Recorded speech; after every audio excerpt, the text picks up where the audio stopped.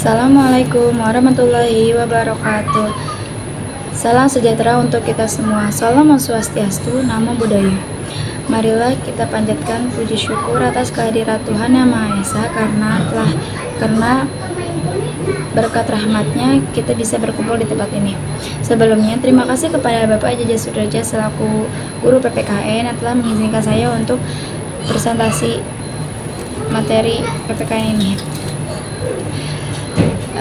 Tujuan saya membuat video ini adalah untuk mempresentasikan tugas PPKN dengan materi bab 3 bagian C dengan materi hubungan erat antara Pancasila dan Undang-Undang Dasar 1945. Apa sih Pancasila itu? Pancasila merupakan sumber segala sumber hukum negara atau biasa disebut dengan Dasar Negara Indonesia. Meskipun demikian, Pancasila tidak ada dalam hierarki peraturan perundang-undangan karena nilai-nilai Pancasila telah terkandung dalam Undang-Undang Dasar Negara Republik Indonesia 1945. Hal ini sesuai bunyi pasal 3 ayat 1 Undang-Undang Nomor 12 Tahun 2011, yaitu Undang-Undang Dasar Negara Republik Indonesia tahun 1945 merupakan hukum dasar dalam peraturan perundang-undangan.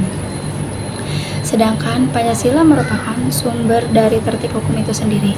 Pancasila merupakan dasar negara Indonesia. Artinya, Pancasila dijadikan landasan atau pijakan yang memberikan kekuatan untuk berdirinya suatu negara. Penempatan Pancasila sebagai sumber dari segala sumber hukum negara sesuai dengan pembukaan Undang-Undang Dasar Negara Republik Indonesia tahun 1945 alinea keempat.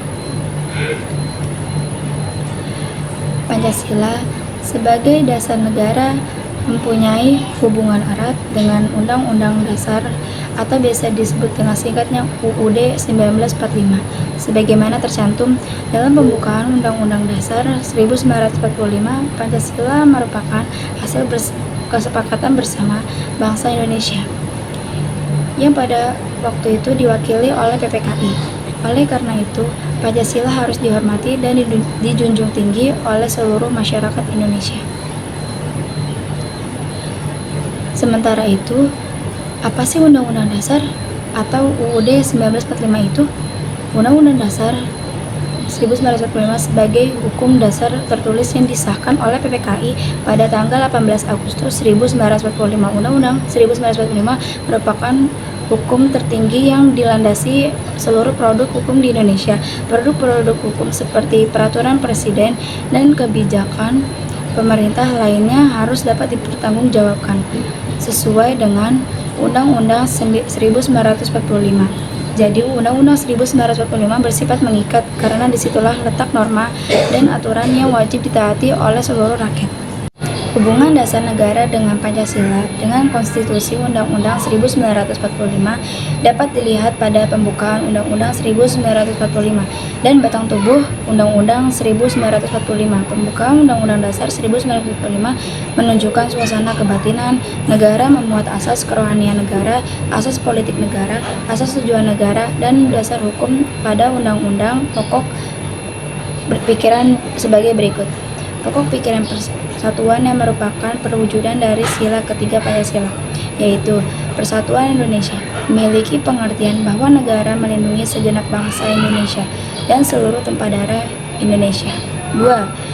Pokok pikiran keadilan sosial merupakan perwujudan dari sila kelima Pancasila, yaitu keadilan sosial bagi seluruh rakyat Indonesia, memiliki pengertian bahwa negara bertujuan untuk mewujudkan keadilan sosial bagi seluruh rakyat dalam rangka mewujudkan negara yang merdeka, berdaulat, adil, dan makmur dengan memajukan kesejahteraan umum.